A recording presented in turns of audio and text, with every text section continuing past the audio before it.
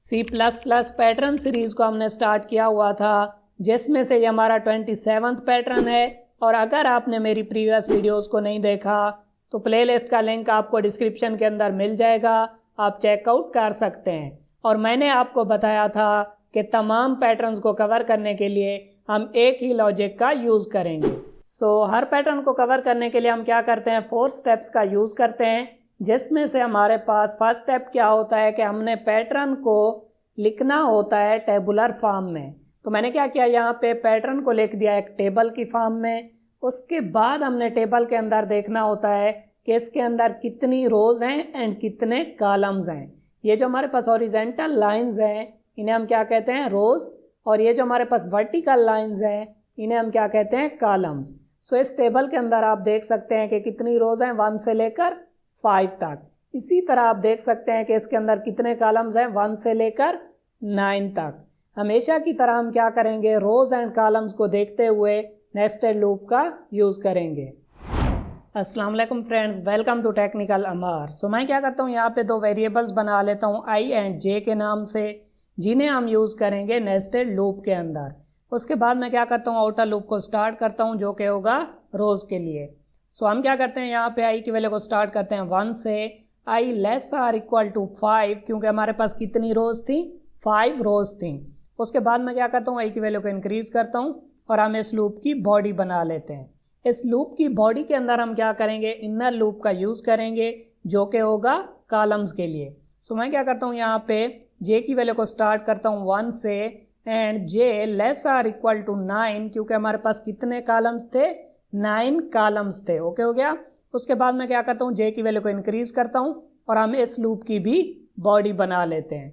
इस लूप की बॉडी के अंदर हम क्या करेंगे, डिसीजन लेंगे कि कहाँ पे हमने स्टार को प्रिंट कराना है और कहाँ पे हमने एम्प्टी स्पेस को प्रिंट कराना है। आप इस टेबल के अंदर देख सकते हैं कि हमारे पास 45 पोजीशंस हैं। कुछ पोजीशंस पे तो हमने स्टार को प्रिंट कराया हुआ है और कुछ पोजीशंस को हमने यहाँ पे एम्प्टी रखा हुआ है। ओके हो गया। हम क्या करेंगे, i एंड j की वैल्यू को देखते हुए पोजीशंस का डिसीजन लेंगे। फॉर एग्जांपल, अगर हमारे पास i की वैल्यू है 1 यानी कि फर्स्ट रो, एक ही रो के अंदर हमारे पास कितने कॉलम्स हैं, 9 कॉलम्स हैं। i की वैल्यू 1 पे, j की वैल्यू अगर 1 है तो यहाँ पे हमने स्टार को प्रिंट कराना है। j की वैल्यू 2 पे नहीं कराना, 3 पे भी नहीं कराना, 4 पे भी नहीं कराना, 5 पे भी नहीं कराना, 6, 7 एंड 8 पे भी नहीं कराना, 9 पे हमने स्टार को प्रिंट कराना है। ओके हो गया। हम क्या करेंगे, यहाँ पे i एंड j की वैल्यू को देखेंगे कि किन पोजीशंस पे हमने स्टार को प्रिंट कराना है। पोजीशंस के डिसीजन के लिए हम क्या करेंगे, यहाँ पे लगाएंगे कंडीशन। अगर ये वाली कंडीशन ट्रू रहेगी तो हम क्या करेंगे, स्टार को प्रिंट कराएंगे, और अगर ये वाली कंडीशन फॉल्स हो जाएगी तो हम क्या करेंगे, एल्स में आएंगे और यहाँ पे एम्प्टी स्पेस को प्रिंट करा देंगे। ओके हो गया। इसका मतलब ये हुआ कि हमने क्या करना है, दरअसल ये वाली कंडीशन फाइंड आउट करनी है जहाँ पे हम स्टार्स को प्रिंट करवाना चाहते हैं। उसके लिए हम क्या करेंगे, स्टेप 2, 3 एंड 4 का यूज़ करेंगे। स्टेप 2 इंतहाई सिंपल है, जिसके अंदर हमने ये देखना है कि i की एक वैल्यू के लिए j की कौन कौन सी वैल्यूज़ हैं जहाँ पे हम स्टार्स को प्रिंट करवाना चाहते हैं। टेबल के अंदर आप देख सकते हैं कि अगर i की वैल्यू 1 है तो j की कौन कौन सी वैल्यूज़ हैं, 1 पे हम स्टार को प्रिंट कराना चाहते हैं, 2 से लेकर 8 तक हम स्टार को प्रिंट नहीं कराना चाहते, उसके बाद 9 पे भी हम स्टार को प्रिंट करवाना चाहते हैं। अगर i की वैल्यू 1 है तो j की कौन सी वैल्यूज़ हैं, 1 एंड 9। हम यहाँ पे लिखेंगे कि अगर i की वैल्यू 1 है तो j की कौन कौन सी वैल्यूज़ हैं, 1 एंड 9। इसी तरह अगर i की वैल्यू 2 है तो j की कौन कौन सी वैल्यूज़ हैं, 1 पे भी हमने स्टार को प्रिंट कराना है, 2 पे भी कराना है, 3, 4, 5, 6 एंड 7 पे नहीं कराना, उसके बाद 8 पे एंड 9 पे हमने स्टार को प्रिंट कराना है। हम यहाँ पे लिखेंगे कि अगर a की वैल्यू 2 है तो j की कौन सी वैल्यूज़ हैं, 1, 2, 8 एंड 9। ओके हो गया। इसी तरह अगर a की वैल्यू 3 है तो j की कौन सी वैल्यूज़ होंगी, 1, 2, 3, उसके बाद 7, 8 एंड 9। हम यहाँ पे लिखेंगे कि अगर a की वैल्यू 3 है तो j की कौन सी वैल्यूज़ हैं, 1, 2, 3, 7, 8 एंड 9। इसी तरह a की वैल्यू 4 के लिए j की कौन कौन सी वैल्यूज़ हैं, 1, 2, 3, 4, 6, 7, 8 एंड 9। इसी तरह 5 के लिए जे की कौन सी वैल्यूज़ हैं 1 2 3 4 5 6 7 8 एंड 9। ओके हो गया। उसके बाद हम आएंगे स्टेप 3 में, जहाँ पे हमने क्या करना होगा, स्टेप 2 को जनरलाइज करके रिलेशनल ऑपरेटर की मदद से लिखना होगा। अगर यहाँ पे मैं एग्जांपल लूँ आई की वैल्यू 3 के लिए, तो अगर आई की वैल्यू 3 है तो जे की कौन कौन सी वैल्यूज़ हैं 1 2 3 7 8 एंड 9। अगर आप यहाँ पे गौर से देखें तो हमारे पास दो ट्राइंगल्स हैं, फर्स्ट ये वाली ट्राइंगल, सेकंड ये वाली ट्राइंगल। अगर मैं इसे हाईलाइट करूँ तो ये हमारे पास एक ट्राइंगल बनेगी, 5 को अगर हम इसके साथ मिला दें, और ये वाली ट्राइंगल बनेगी अगर 5 को हम इस ट्राइंगल के साथ भी मिला दें। तो ये हमारे पास फर्स्ट ट्राइंगल है, ये हमारे पास सेकंड ट्राइंगल है। अगर हम यहाँ पे फर्स्ट ट्राइंगल के लिए देखें तो आई की वैल्यू अगर 3 है तो जे क्या है 1 2 3, यानी कि 3 तो है उससे लेस भी है। तो हम यहाँ पे लिख सकते हैं कि अगर आई की वैल्यू 3 है तो जे क्या होगा लेस आर इक्वल टू 3। या फिर क्या होगा कि अगर हम सेकंड ट्राइंगल को देखें तो जे क्या होगा 7 8 9, यानी कि 7 तो होगा उससे ग्रेटर भी होगा। या फिर हम लिख सकते हैं कि जे क्या होगा ग्रेटर आर इक्वल टू 7 होगा। ओके हो गया, क्योंकि हमने इस रो के अंदर प्रिंट कराना है 1 2 3 7 8 9। ओके हो गया। यहाँ पे आपने देखना है कि हमने कौन सा ऑपरेटर यूज़ करना है, एंड ऑपरेटर या फिर आर ऑपरेटर।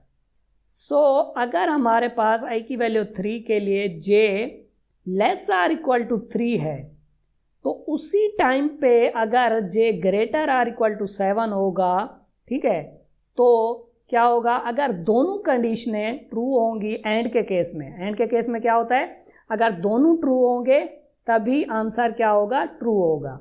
ओके हो गया। आप यहाँ पे देख सकते हैं कि अगर जे की वैल्यू लेस देन 3 है उसी टाइम पे जे ग्रेटर देन 7 तो नहीं हो सकता, क्योंकि जे लेस देन 3 है तो ग्रेटर देन 7 कैसे हो सकता है। इसका मतलब ये हुआ कि हम क्या करेंगे, यहाँ पे लगाएंगे आर ऑपरेटर, ताकि एक भी अगर ट्रू हो तो क्या हो, ये वाला ट्रू हो जाए और यहाँ पे 3 प्रिंट हो। ओके हो गया। अगर जे लेस देन 3 है उसी टाइम पे जे ग्रेटर देन 7 नहीं हो सकता, एक ही काम हो सकता है कि या तो जे लेस देन 3 होगा या फिर जे ग्रेटर देन 7 होगा। ओके हो गया। इसलिए हम क्या करेंगे, यहाँ पे आर ऑपरेटर लगाएंगे कि या तो ये वाली कंडीशन ठीक हो तो ओवरऑल ट्रू होगा, या फिर ये वाली ट्रू होगी तब भी ओवरऑल ट्रू ही होगा। ओके हो गया। यहाँ पे हम क्या करेंगे, आर ऑपरेटर लगाएंगे कि या तो जे लेस देन 3 होगा या फिर जे ग्रेटर देन 7 होगा। आई होप कि आपको ये चीज़ समझ में आ गई होगी। उसके बाद अगर आई की वैल्यू 4 है तो जे की कौन सी वैल्यूज़ हैं 1 2 3 4 इस ट्राइंगल के लिए 4 या फिर 4 से लेस, तो हम यहाँ पे लिखेंगे जे लेस आर इक्वल टू 4। उसी टाइम पे सेकंड ट्राइंगल में अगर हम देखें तो क्या होगा 6 या फिर 6 से ग्रेटर, तो हम यहाँ पे लिखेंगे आर ऑपरेटर, उसके बाद जे ग्रेटर आर इक्वल टू 6। इसी तरह आई की वैल्यू 2 के लिए जे क्या होगा लेस आर इक्वल टू 2 और जे ग्रेटर आर इक्वल टू 8 होगा। ओके हो गया। इसी तरह आई की वैल्यू 1 के लिए जे लेस आर इक्वल टू 1 या फिर J greater or equal to 9 होगा। इसी तरह आई की वैल्यू 5 के लिए क्या होगा, J less or equal to 5 या फिर J greater or equal to 5। Okay हो गया। अब आप यहाँ पे देख सकते हैं कि एक सीक्वेंस बन रही है कि जे लेस आर इक्वल टू 1 फिर 2 फिर 3 फिर 4 फिर 5। इसी तरह राइट साइड पे जे ग्रेटर आर इक्वल टू 9 8 7 6 5। हम क्या करेंगे, इस सीक्वेंस को यूज़ करेंगे और स्टेप 4 के अंदर एक फाइनल कंडीशन बनाएंगे। स्टेप 4 के अंदर हम क्या करेंगे, आई एंड जे का एक ऐसा रिलेशन बनाएंगे जो कि स्टेप 3 को सेटिस्फाई करेगा। ओके हो गया। आप स्टेप 3 के अंदर देख सकते हैं कि अगर आई की वैल्यू 1 है तो जे क्या है लेस आर इक्वल टू 1 या फिर J greater or equal to 9। Okay हो गया। लेफ्ट साइड पे आर ऑपरेटर की अगर आप लेफ्ट साइड पे देखें फर्स्ट ट्राइंगल के लिए तो हमने यहाँ पे लिखा हुआ है J less or equal to J less or equal to J less or equal to. तो हम यहाँ पे लिख सकते हैं कि जे क्या होगा लेस आर इक्वल टू होगा, यहाँ पे हम लगाएंगे आर ऑपरेटर और राइट साइड पे हमेशा क्या हो रहा है, आई की हर वैल्यू के लिए हम लिख रहे हैं जे ग्रेटर आर इक्वल टू, तो हम यहाँ पे लिखेंगे जे ग्रेटर आर इक्वल टू।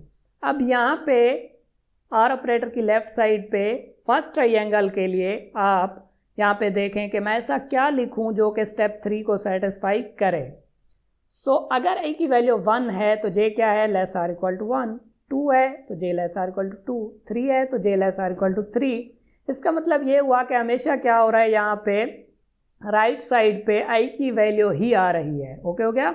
सो हम यहाँ पे लिख सकते हैं आई। ओके हो गया। सो आर ऑपरेटर की लेफ्ट साइड पे जो रिलेशन था उसे तो हमने बना लिया। अब हम देख लेते हैं राइट साइड वाले रिलेशन को। तो यहाँ पे अगर आई की वैल्यू 1 है तो जे की क्या वैल्यू है, greater or equal to 9। Okay हो गया। 2 के लिए J greater or equal to 8। So अगर हमने आई की वैल्यू 1 को यूज़ करते हुए यहाँ पे बनाना है 9, या हम क्या कर सकते हैं कि आई की वैल्यू को ऐड कर दें तो 9 बनेगा। ओके हो गया।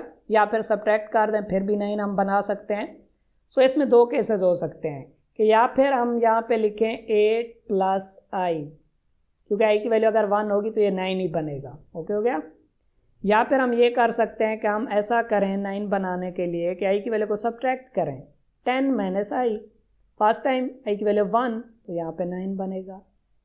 बट हम क्या करेंगे, इसे चेक करेंगे आई की वैल्यू 2 के लिए भी। आई की वैल्यू अगर 2 है तो जे ग्रेटर आर इक्वल टू 8 है।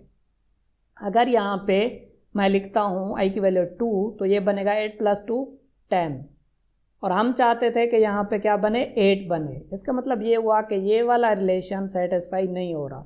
अब हम इसको देख लेते हैं कि अगर आई की वैल्यू 2 है तो यहाँ पे बनेगा 10 माइनस 2 8, और हम भी चाहते हैं कि 8 बने। इसी तरह 3 के लिए अगर हम इसे चेक करें तो 10 माइनस 3 7। ओके हो गया। और हम भी चाहते हैं कि 7 बने।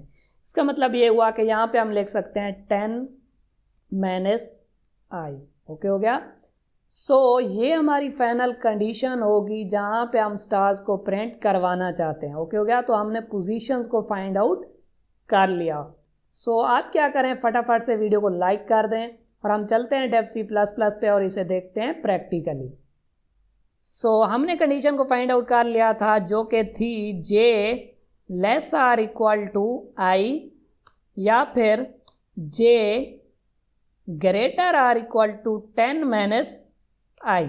ओके हो गया।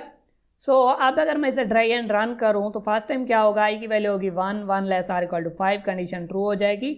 यानी कि यहाँ पे आई की वैल्यू होगी 1 फर्स्ट रो। ओके हो गया। सो फर्स्ट रो के लिए क्या होगा, यहाँ पे 9 कॉलम्स होंगे। सो आई की वैल्यू 1 के लिए ये वाला लूप 9 टाइम चलेगा। फर्स्ट टाइम क्या होगा, जे की वैल्यू 1 होगी, 1 less or equal to 9, condition true हो जाएगी। यहाँ पे ये वाली कंडीशन चेक होगी, अगर कंडीशन ट्रू होगी तो हम स्टार को प्रिंट कराएंगे, वरना यहाँ पे हम एम्प्टी स्पेस को प्रिंट करा देंगे। उसके बाद क्या होगा, जे की वैल्यू इंक्रीज होकर 2 हो जाएगी, 2 less or equal to 9, condition true हो जाएगी।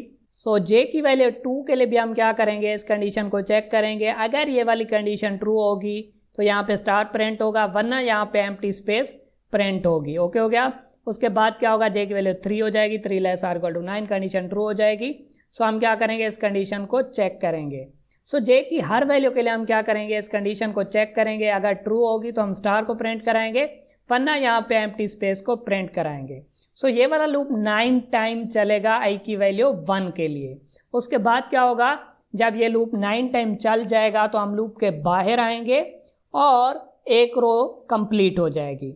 सो हम क्या करेंगे, यहाँ पे लाइन को एंड कर देंगे, क्योंकि हम चाहते हैं कि नेक्स्ट रो नेक्स्ट लाइन के अंदर है। सो उसके बाद क्या होगा, आई की वैल्यू इंक्रीज होके 2 हो जाएगी, यानी कि सेकेंड रो स्टार्ट हो जाएगी। सो सेकेंड रो के लिए भी क्या होगा, ये वाला प्रोसेस रिपीट होगा। उसके बाद क्या होगा, आई की वैल्यू इंक्रीज होके 3 होगी, 4 होगी, 5 होगी। हर रो के लिए हम क्या करेंगे, यहाँ पे इस प्रोसेस को रिपीट कराएंगे। ओके हो गया। सो अब अगर मैं इसे कंपाइल एंड रन करूँ, सो आप यहाँ पे देख सकते हैं कि सेम उसी तरह का स्टार पैटर्न हमें देखने को मिल रहा है जो कि हम बनाना चाहते थे। C++ पैटर्न सीरीज में और भी बहुत से पैटर्न्स आने वाले हैं। सो आप क्या करें, मेरी C++ पैटर्न्स वाली प्लेलिस्ट को यहाँ से एक्सेस करें, और अगर आप किसी भी टॉपिक से रिलेटेड एग्जाम्पल प्रोग्राम्स को देखना चाहते हैं तो आप मेरी C++ एग्जाम्पल प्रोग्राम वाली प्लेलिस्ट को भी यहाँ से एक्सेस कर सकते हैं। और अगर आप C++ को बिल्कुल बेसिक लेवल से देखना चाहते हैं तो आप मेरी C++ ट्यूटोरियल फॉर बिगनर्स वाली प्लेलिस्ट को भी यहाँ से एक्सेस कर सकते हैं। इन तीनों प्लेलिस्ट के लिंक मैं आपको डिस्क्रिप्शन के अंदर भी दे दूंगा और आई बटन के अंदर भी दे दूंगा। वीडियो अच्छी लगी हो तो वीडियो को लाइक करें और चैनल को सब्सक्राइब करें। Thank you.